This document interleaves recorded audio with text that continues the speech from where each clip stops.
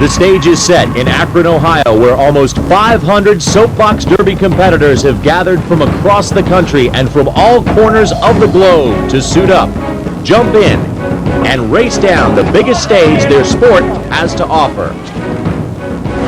Many have dreamed of piloting a 989-foot winning drive into the record books, a feat accomplished by only 102 since the first event nearly 70 years ago. Those dreamers are the youth underneath the helmets, as well as the family and friends behind them. Today, 3 more young racers will earn a place in their sport's history as winners. The 2003 All-American Soapbox Derby World Championships are next.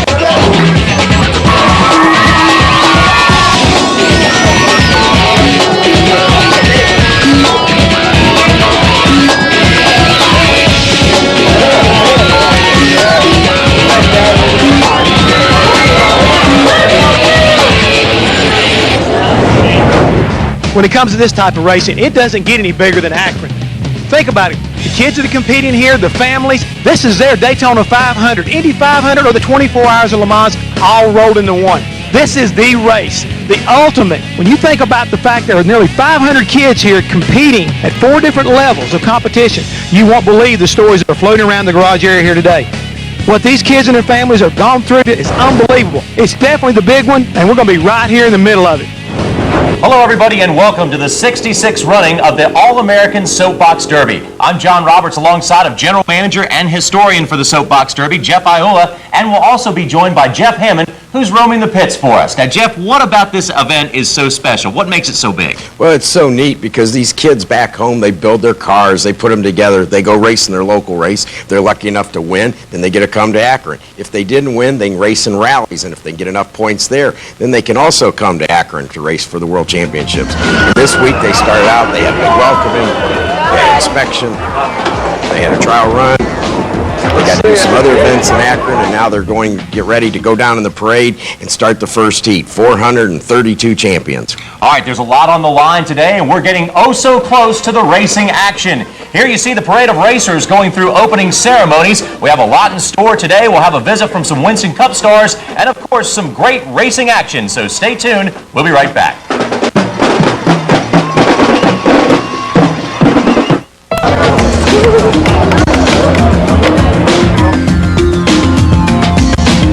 Welcome back, everyone, to the 66th running of the All-American Soapbox Derby from Akron, Ohio. Now, when you look at these cars, you got to wonder what makes them run. What goes into making these things go? I'll tell you, John, they really aren't that difficult to make. They only take about 5 hours, up to about 50 hours to build the master cars. Real simple. Yeah, well, our Jeff Hammond caught up with a guy who has the answer to all your questions about what goes into putting a car on this track. John, I'm here with Ed Del Ferraro, and we're going to be talking a little bit about the technical aspects of these race cars because, hey, we got to have somebody as an inspector, and you just happen to be the head man. Yes, I am. Can you tell us a little bit the differences between the different classes and what we're kind of like looking at here today? Okay, we have 3 classes of car, and basically we use the stock division as a starter division. And what we have here, they can weigh up to 200 pounds, and we try to keep the field as fair as possible. They must be assembled bolt for bolt, washer for washer, and no difference. They're not allowed to paint the car. They can only use stickers, and that's to allow us to make sure that there's no alteration of the shell, so we can inspect it as fair as possible. The next division that's about as close as you can get is the super stock division, and what that gives you is an additional 30 pounds, and you're allowed to make a little bit of different changes in how you use your washers, your plates, so you have a little bit to play with to maybe get a better feel of what racing's about. All this kind of leads together to hopefully lead a driver into getting into the Masters division. Unlike the 2 other cars, they can probably be built in about 4 to 6 hours. The Masters division, you're going to add a lot more time to the car. You can invest as much as 4 weeks and as much as 4 months into the car, depending on what you want to get into. The super stock can be painted, and that, like I said, it's all a lead up into what you can do into this division. We'd like to drive people into the division.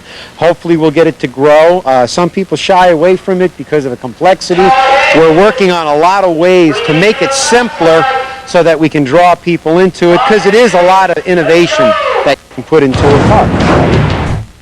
And Ed should know because his daughter is the only two-time champion. Let's take a look at some of the rules common to all divisions, ages 8 through 17 stock and super stock 10 through 17 masters. There's 3 divisions, stock, super stock, and masters. You must drive only the racer you build. Entrant must participate in the construction of his or her car. You may enter only one car per year in only one official division, and the car whose nose is over the finish line first, according to the decision of the judges, is the winner. You know, John, we have quite a thorough inspection. It takes about 1 hour per each car to check out, make sure everything is legal on it, the length, the weight, the height, the topside, everything on it. And those cars go about 30 miles an hour.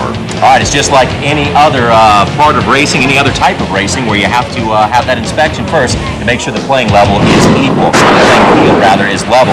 All right, we're already underway here in Akron. Let's take a look at some of the action from the first 2 rounds of competition, starting out with the All-American Stock second round, heat number 267, with Kelly North, Aaron Vibert, and Megan Taylor of South Charleston, West Virginia. Well, the cars look pretty close in this heat. They're coming right down there. By the way, Megan Taylor was our 1999 Rally World Champion, and she was also only 8 years old, the youngest champion we've ever had. All right, she was edged by Aaron Vibert in that one. Heat number 268 had Johanna Kubler of Youngstown, Ohio, Nicholas Traylor, and Michaela Forward. You know, Nicholas Traylor, his dad was 9th place back in 1979 in the All-American, and Michaela Forward from Valley City, North Dakota. It's the first time North Dakota's ever done that well, and they got right in there, and she just won that heat. Let's move on now to the Superstock second round. Heat number 161, Jillian Eskew from Akron Metro, Ohio, Patrick Reinhardt from Salem, Oregon, and Coco Knudsen from Haley, Idaho. You know, John, in that heat, you had 2 kids in the last 2 years that placed 4th in the All-American. Jillian was 4th in 2001, and then Patrick was 4th in 2002, both in the Masters. Now they've jumped back to the Superstock. This is Coco's first time in the race, and it looks pretty close. All right, pretty close, but Patrick Reinhardt was the one who took that one away and won that heat on to heat 166. Alex Keall from New Zealand, and Ashley McKenna from Akron, Ohio, and Thomas Moyer from Columbia Midland, South Carolina.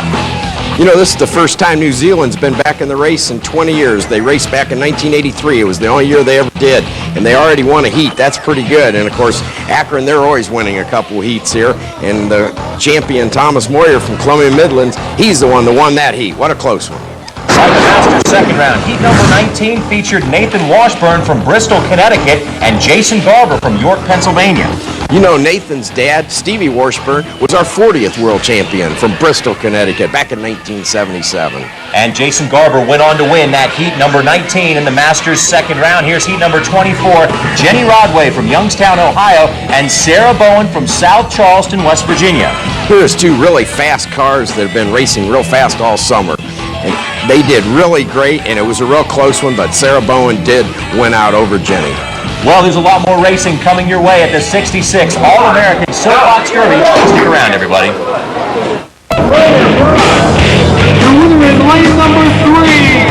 Welcome back to Derby Downs in Akron, Ohio. John Roberts, Jeff Iula, and Jeff Hammond here, bringing you all the action of the 66 All-American Soapbox Derby.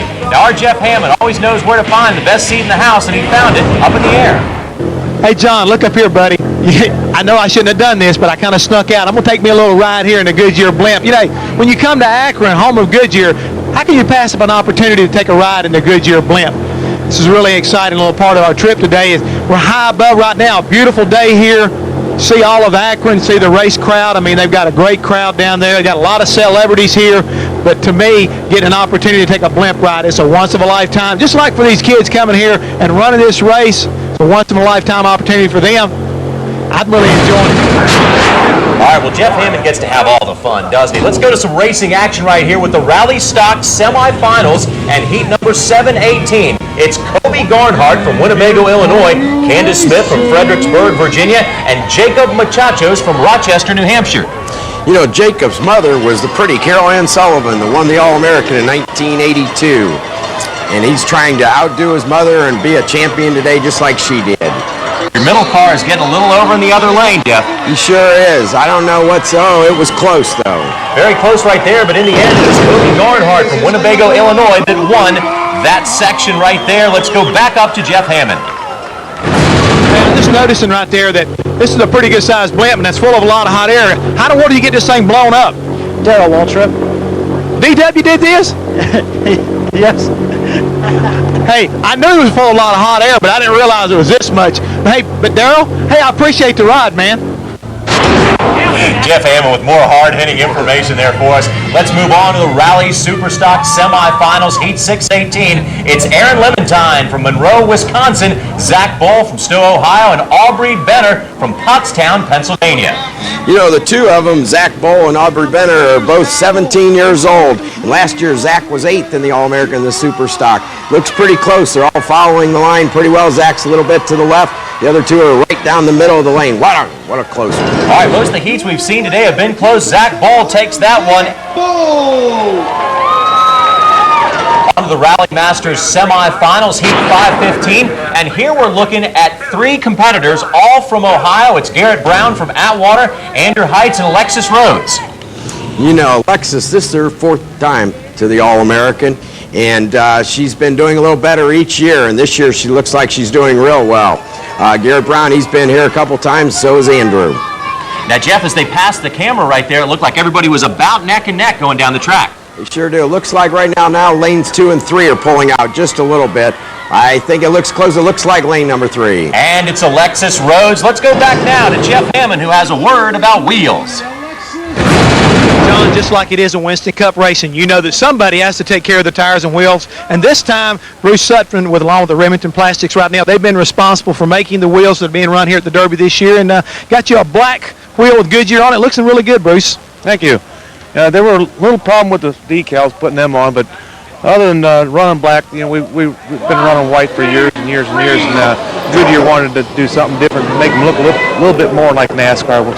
Now that NASCAR is involved in the whole deal, and so it's no real problem for us to make them any color. I've sampled them in red, white, and blue also for them. Well, what you were telling me a minute ago, that these wheels are custom made. You make every one of them to try to make sure that they're exactly the same, and that at the end of a run, before a car goes back at the top of the hill again to make another run, they actually will swap 2 wheels per car. I believe that's what they do. They do change 2 wheels on each car, so they don't have the same set for each race, in case they've got a set that's a little better than the others. So they try to make it as fair as they possibly can. And what I understand now, your company has been doing this now for the last 5 years, but you've been involved with this mold for quite a while. Yeah, I actually, when I was a journeyman tool maker 22 years ago, I built this mold. And what it is, it's a one cavity which makes one half of the wheel at a time. And then we put them together, we mold the treads go in, we press the bearings in, and then we screw them all together. So you want to go fast, you've got to have a set of these wheels, and for all the competitors this week, they're all the same. All right, Jeff, thanks a lot. You got that exactly right. Time now for some All-American Stock semifinals. Heat number 269. We have Nicholas Savetto, Kathleen Quinn, and Sean Atkins. You know, Nicholas, he's a first-timer here, and Kathleen Quinn, her dad was in the 67 All-American. And Sean Atkins, he races in the 2nd largest race in the country, Waynesboro, Virginia. Well, Nicholas is from Pennsylvania. Kathleen is from Ohio. Maybe a little hometown advantage there somewhat. And once again, Jeff, it seems like every time we come by this camera right here, everybody's about neck and neck. Yeah, they're all pretty close. The lanes are very equal. They tried equalizing them out on Thursday, and it really looks good. And even here, you can tell maybe lane 1's got a little bit of advantage, and there he goes. By about a half a car length. In the end, it's Nicholas Savetto. Now more racing with heat number 270.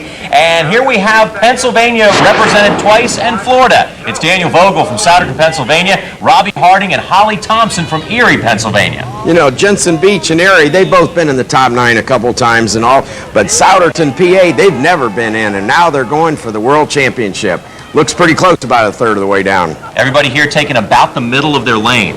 Yep, they sure are. They aren't veering from one side at all. They're all just kind of staying in the middle. Now lane number 2 is getting a little bit over towards the white. That's just a matter of finding out where your car goes faster, right? Right. You just watch how the rain goes. Boy, neck and neck, about as close as it can be, but it's Robbie Harding from Jensen Beach, Florida, who takes heat number 270. Now on to heat 271. Here we have some Tennessee, North Dakota, and Michigan all represented here. It's Aaron Vibert from Athens, Tennessee, Michaela Forward from Valley City, North Dakota, and Adam Krozaleski from Saginaw, Michigan.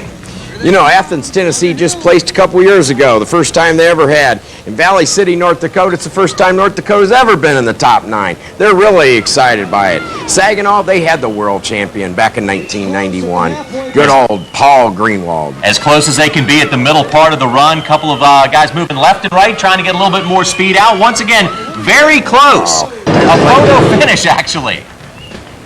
It's Adam Krozaleski by a nose at the end as he takes heat number 271 in the All-American Stock semifinals. There's Tony Stewart, signed a couple autographs here. More from him and more from some other NASCAR stars coming up.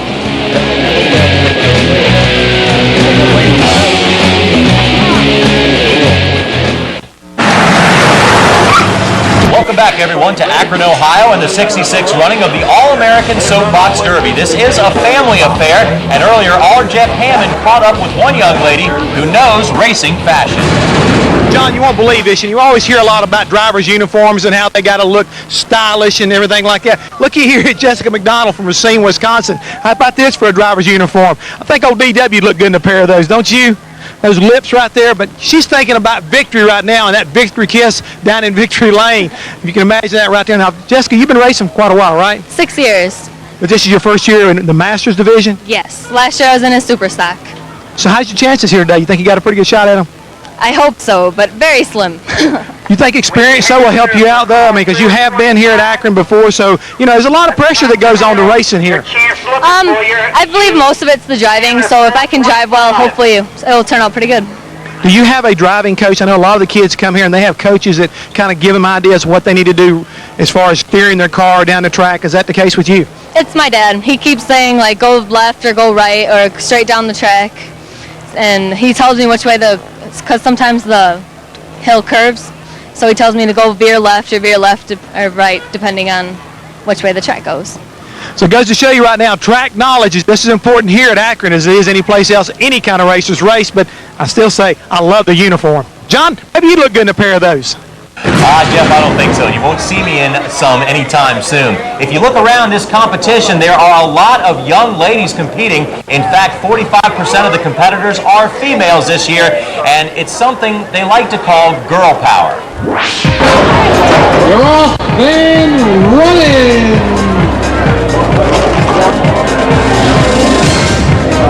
It's not that much of a difference. Everyone gets treated the same. They're just as good as guys are at racing. There's just more girls because they see their brothers doing it, and it's really not just a boys' sport. I love to race. I think there should be more girls. Once you get in the car, she wants to go.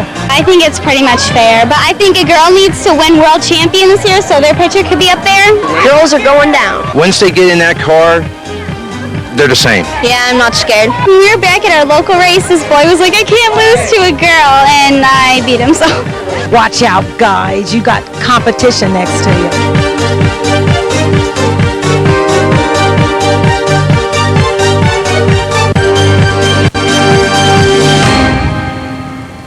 You know, JR, girls been racing since 1971. In fact, we've had 19 of them become world champions, including a two-time winner, Danielle Del Ferraro. Well, as long as we're on the subject of girl power, let's take you to one semifinal heat that had all girls competing. It's the Superstock Semis heat number 167. Stephanie Roos from Washington, D.C., and Shannon DeFusco from Pennsylvania in lane number 2, and then Stephanie Morford from Omaha, Nebraska. These are three young ladies, Jeff, that know how to get it done. They are. They're all three girls. They all start with S. What a close race. All right, here the girls go down the hill, and once again, neck and neck to begin with. Sure are. They're all driving right down the middle of the lane. None of them are cutting over from one side to the other. Looks pretty close to the halfway. Wow, looks like a little bit of lane number 2. Lane number 1 falling back just a little bit right there, but lane number 2 sticking her nose out. She sure is. It looks like Shannon from Conshohocken might be the winner here. There they go to the finish, and it right is. Across the finish line, it's Shannon DeFusco from Pennsylvania in lane number 2 that takes the win with a time of 28.88 seconds.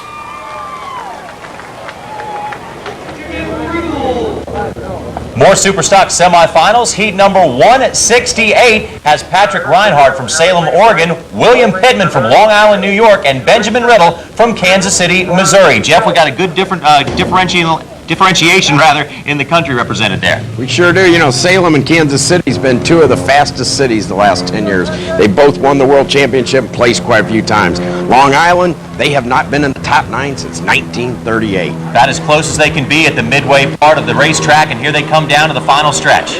Looks like lane number 1's getting awful close to the guardrail there, Patrick Reinhardt. Whoa, that was close. Outside lane number 3, it's Benjamin Riddle from Kansas City, Missouri, who goes on to take heat number 168 with a time of 28.99 seconds. On to heat number 169, and here once again a good diverse part of the country is represented. Time for a quick picture before we go down the hill. And again, it's heat 169. Corey Harkins from Chicago, Illinois. Thomas Moyer from Columbia, Midland, South Carolina. And Kayla Wright from Houston, Texas. You know, all three of these cities are kind of new into the top 9 Derby circles. Chicago's made it a couple times. Columbia's never been in there, and Houston, I think, has been in once. So it's real close. A bright red, a green, and a silver car coming down. It looks like the red car in lane 1, Corey Harkins, is already ahead by almost a car length here. Red goes faster on this one, and here we go. Corey Harkins takes the win from Chicago, Illinois, as he wins heat number 169. Jeff Hammond found one very special story about a father and daughter who got their car ready under some adverse conditions. Well, if you can believe it or not, ladies and gentlemen, a lot of stories go on here in the pits, just like in a NASCAR racing. With Lulu Gilson, it's no different. Her father, James Thumper Gilson, had a very unique experience getting her here for the Derby, didn't he, Lulu? Yes. He had back surgery the day after Christmas, and I said, Dad, I don't want to race. My friends aren't doing it. Your back hurts. Let's skip it this year. I'll help out, and you can help. Do whatever you can. And then he's like, no, you're going to do it. And I said, yeah, I really do want to. So then we built the car every 20 or 30 minutes every night. We worked on it, and then when he got out to the garage, we just finished it up real quick, and we tried to get it as good as we could. Well, Lulu, I found out also, once you got here, inspection, just like you do for any type of races, it didn't go quite as smoothly as you thought, so you had to do a little bit of work on the car even when you got here. Yes, they said that we had buffed our axles, which we had not done that, but they were too shiny and that we had lowered the dimensions by 0.010 of a centimeter. So we had to put in new axles, and so we got it done in about an hour, and my mom came in and helped us, and I didn't even think I knew the car as well as I did, and I just took everything apart like we needed to, got everything together, and we got it done in about an hour. It was fast, but it was good. Well, she was telling me a little earlier, it doesn't make any difference to her father whether she wins or loses. Just the fact that they're here and they're trying, and she's doing a great job so far, folks. Jeff, what a nice story, and a great paint job on the car, too. All right, when we come back, it's Tony Stewart, some other NASCAR guys, plus much more racing to come.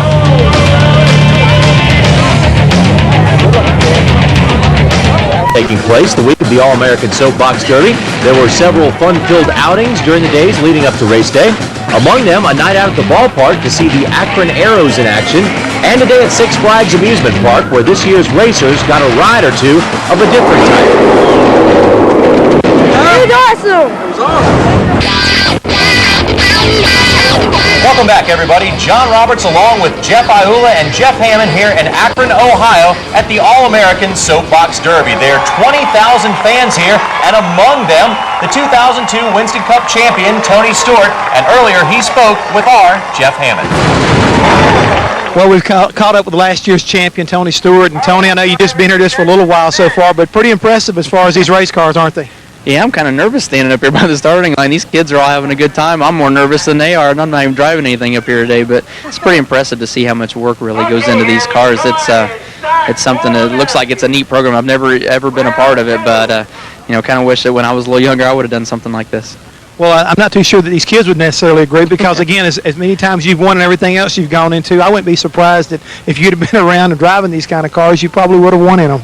I don't know. They're pretty neat. It's, looking at how close they are and how tight they are inside these cars, I'm not sure with my claustrophobia I could do it, but it's really, really neat and so much fun to watch these kids having a good time with each other up here. It reminds me of, the days when I used to run around with my buddies racing go-karts with each other.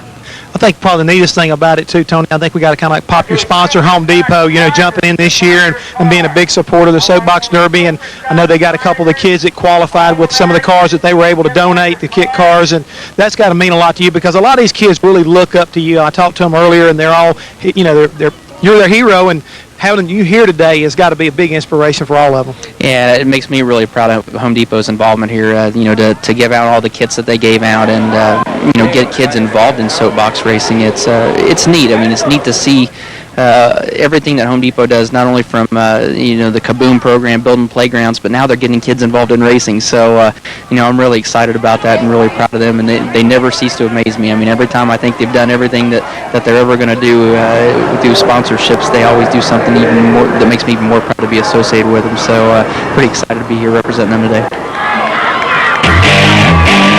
Well, if you've ever wondered what a run is like, we asked some of the racers.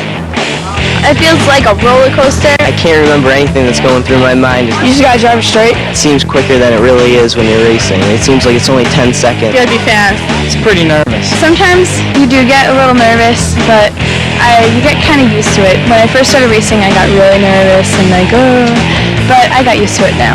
It's fun. Just you need like goggles because when you're going down, you're going so fast, tears are like dripping out of your eyes, and if you don't have goggles, then it's like pretty hard to see. You don't know if you're gonna crash, and you don't know if you're gonna win or lose. So it's sort of like playing a regular game.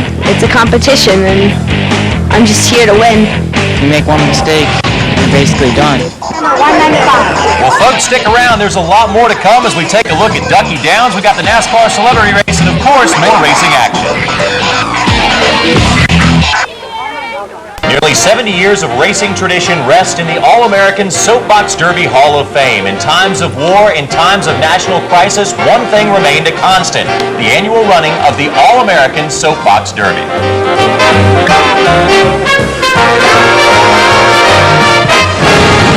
John, I've caught up with one of the guys who's kind of helped make this event happen, has been involved with it for a long time, big-time supporter, Bob Troyer.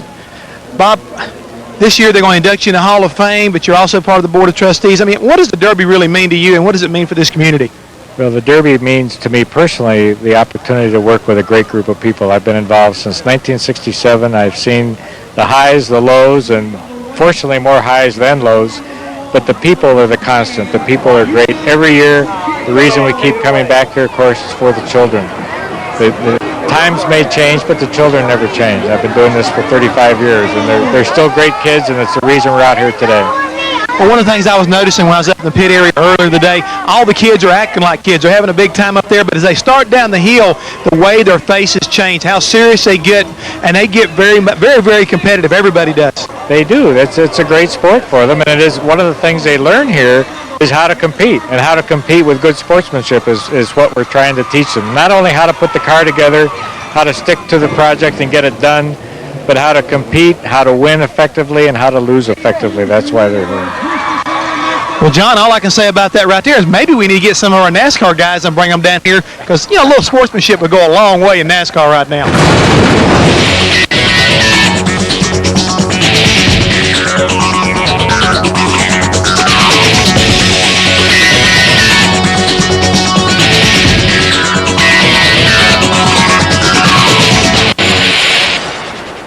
Well, those are some pretty neat-looking vehicles right there. It's been 50 years since Fred Moeller's big win in the Soapbox Derby, and earlier he spoke with our Jeff Hammond.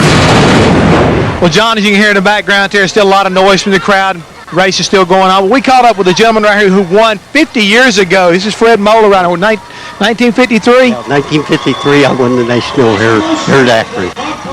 He was telling me just a minute ago you've been back here 45 times since the last time you won or whatever. Yes, this is my 45th time counting this year. Must kind of love the sport. I do. I really do. In fact, it's helped me out over my lifetime. One thing I kind of found interesting also was that they had kind of like a reunion or old timers race here, if you want to call it that. All the guys you competed against, back in that at 1953, and I heard tell that you won again.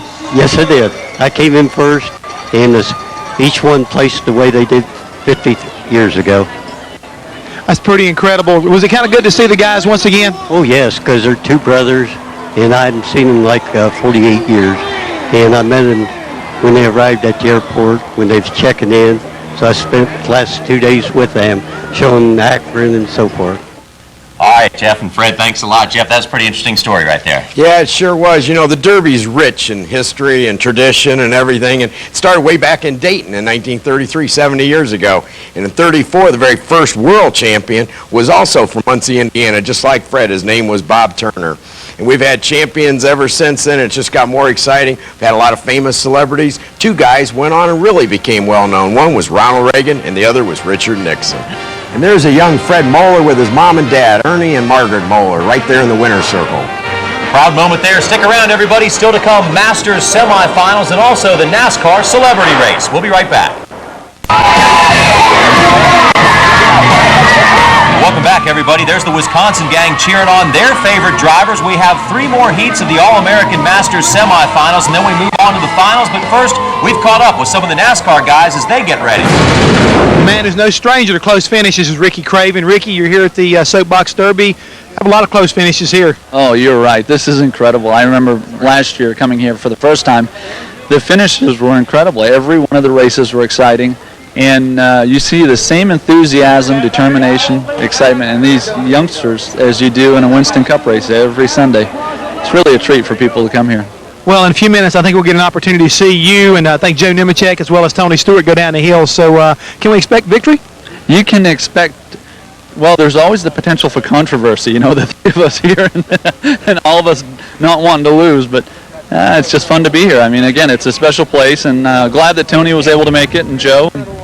Have some fun. All right, as the racing action continues on the track, Jeff Hammond caught up with Joe Nemechek and his co-pilot. Well, we caught up with another NASCAR star, Joe Nemechek, and an up-and-coming, I think, NASCAR star, and John Hunter. I mean, it's just great to have you guys here. Hey, it's great to be here. I remember doing this as a kid. I never came here, but where I first grew up in Lakeland, Florida, we had a big hill there, and we weren't quite as streamlined as they are now, but this is really neat. It's a family affair. All these kids here, it's just incredible.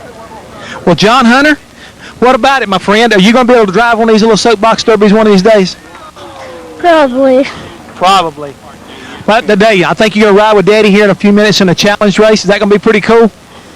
Yes. They tell them we hope we beat Tony Stewart, don't we? Well, as you can see right now, John, they got to get John Hunter fitted up with a helmet, but he's all ready to go down the hill here at Akron, and it's going to be another one of those family affairs. I mean, it's going to be a lot of fun. And we keep using that term a lot, but don't lose it, because fun is what it's all about.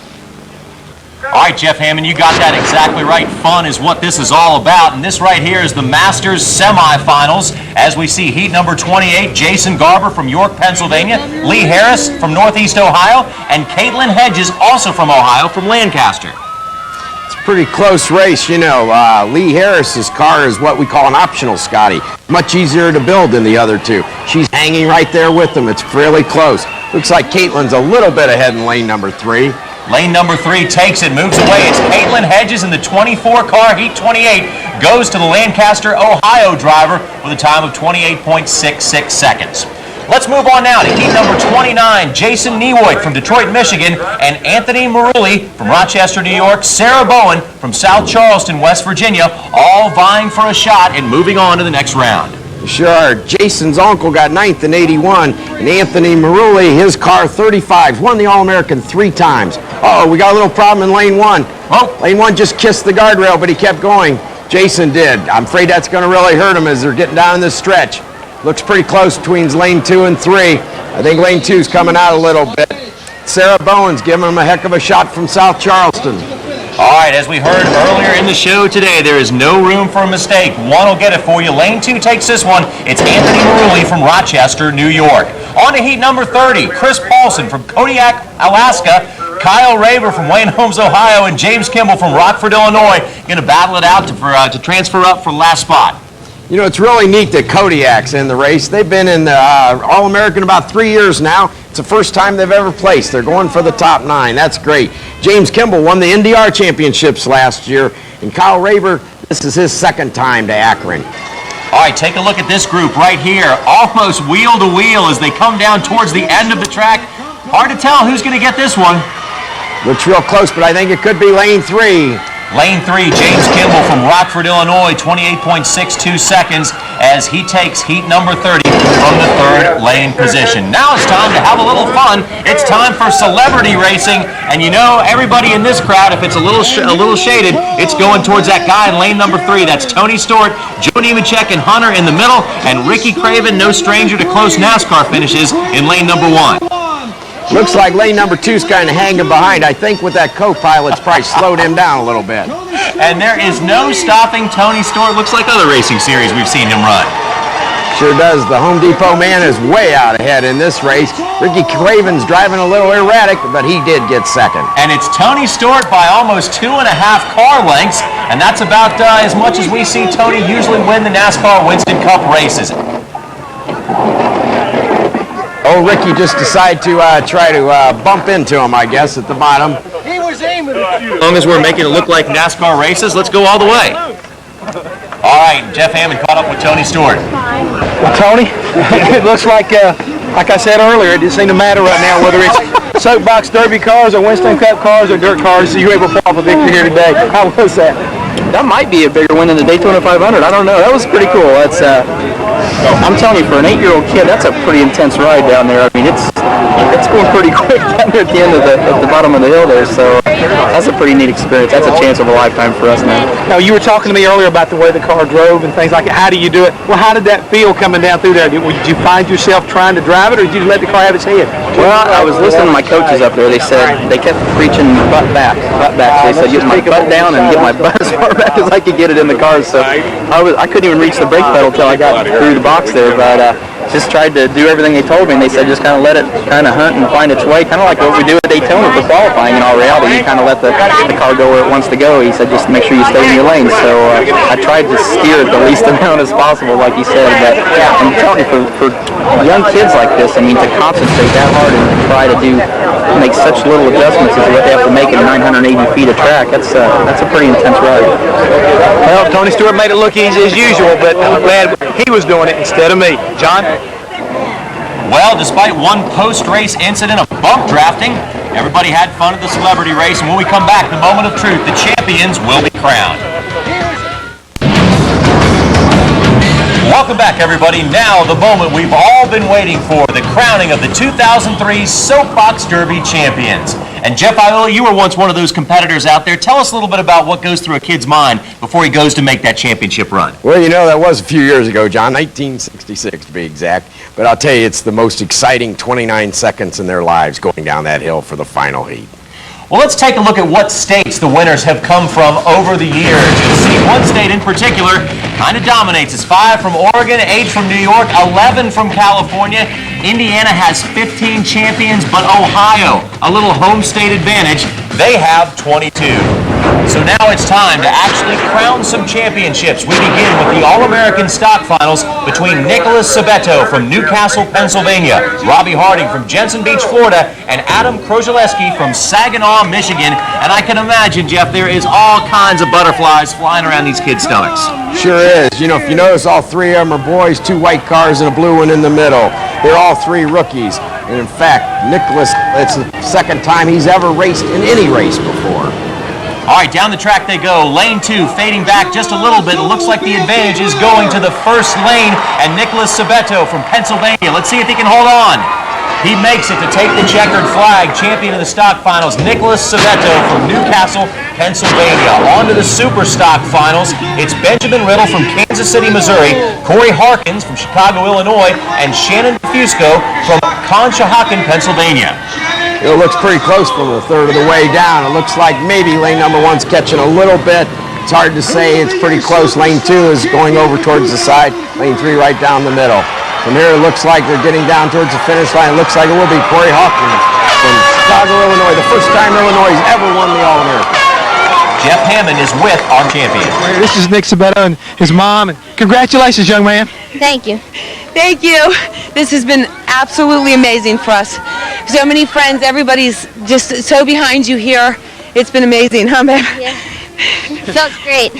The one thing I kind of noticed when you came up, the first thing you want to know is who won. Who won? So it was a pretty close race, huh? Yeah, it was real close because I thought lane 2 won by the end stretch, but then they said I won, so I was real excited. Let's go to Jeff Hammond with the Masters Rally winner. Chalk one up for the ladies here right now. Alexis Rhodes right now just won the Masters, and I mean, again, hugs and kisses, a lot of high fives right now, a lot of energy there, and a beautiful smile from a beautiful girl. How good is it? Great. Oh, I've never felt so happy. God. As you can see right now, I think she's pretty speechless right now, but hey, again, just talk about it. I mean, just let it go. We all want to hear about how excited you really are. That I was in the front the entire time. I'm like, I got it. I could see only their wheels. And it's like, I know I'm ahead, even if it was a photo finish. All right, there's one excited champion right there. Let's take a look at the rest of the Rally Finals. It's Kobe Garnhart from Winnebago, Illinois in the Rally Stock Finals. The Rally Super Stock Finals crowned Zach Bull from Stowe, Ohio as the champion. And as we saw a moment ago, Alexis Rhodes from Conneaut, Ohio is the Rally Masters final winner. Jeff Hammond is with our champion. So, how about that race? A pretty close race? Yeah, I'm happy with it. It's all good. I don't know. I didn't get to see it much because, you know, you got to focus on what you're doing. Try not to pay attention to the other lanes. But, yeah, sure it was. Well, it's time now to crown a Masters champion, and you can only imagine how nervous these young people are. One more run standing between them and a championship. It's Caitlin Hedges from Lancaster, Ohio, Anthony Marulli from Rochester, New York, and James Kimball from Rockford, Illinois. And Jeff, there's a good history from Rochester, New York in these events. There sure is. They won 2 world titles back in the 50s, and now they're going for their 3rd title in a row again, 2001, 2002, and now 2003. Looks like they're a little bit ahead at the halfway point, but it's really close. All right, this Masters Finals turned out to be one of the closest ones we've seen in a while, and who was it? I don't know. I don't think they know either. Let's take another look and see who it was that pulled it out. It was not by more than a couple of feet, if that. And there you see the Anthony Marulli fan club there cheering. They love the outcome. Jeff Hammond is with our Masters champion. Pretty good race there, my friend. How's that feel to win? Oh, it's awesome. It's amazing. What always surprises me right now, I keep seeing all the competitors coming over and cheering each one of you on. I mean, is it that easy to make friends here and be close competitors at the same time? Well, that's pretty good. Yeah, it's sometimes. Yeah, I guess. You meet a lot of people. I've met a ton of people this week. It's awesome. All right, the champions have been crowned. The trophies have been handed out. And when we come back, we'll have a final word on the 66 All-American Soapbox Derby. Welcome back, everyone, to Akron, Ohio, and Derby Downs, where the 66th running of the All-American Soapbox Derby is complete.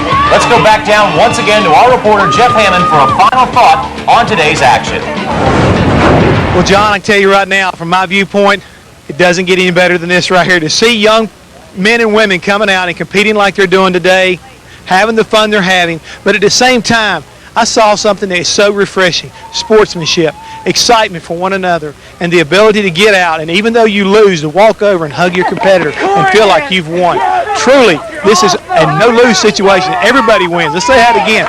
Everybody wins. Nobody loses here at the Soapbox Derby. It's been a great time by me, and you can guarantee you one thing. If I get an opportunity to come back next year, I'll be here. All right, Jeff Hammond, thanks a lot. Good job. And I think Jeff enjoyed that just as much as any of the competitors. But what a great event it is to see all those kids from all over the country compete and part friends. It's really neat, and I mean, all of us have been around here for years and years watching it, and it's really a family involvement. That's the really great thing. I mean, it was a great day, a great race, and hey, it never rains on Derby Day. All right, it knows better than to rain and wash out this wonderful event. Well, folks, the kids arrived earlier in the week. They spent an entire week at Derby Downs in Akron, Ohio, and they saw just about every emotion you possibly could have. And it was a wonderful event. Although there were some champions crowned, everybody was a winner in some way who competed in the 66th Annual All-American Soapbox Derby. For Jeff Hammond and Jeff Ayula, I'm John Roberts saying thanks for coming along for the ride.